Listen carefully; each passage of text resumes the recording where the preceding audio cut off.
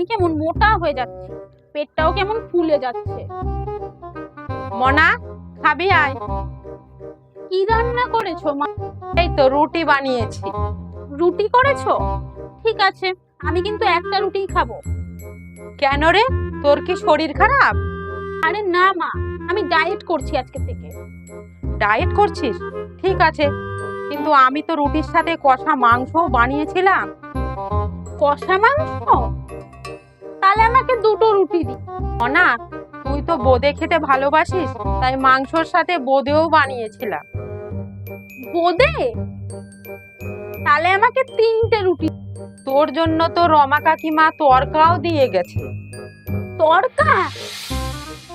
শোনো মা, আজকে আমি আর ডায়েট করছি না, আমি ডায়েটটা কালকের থেকেই করব।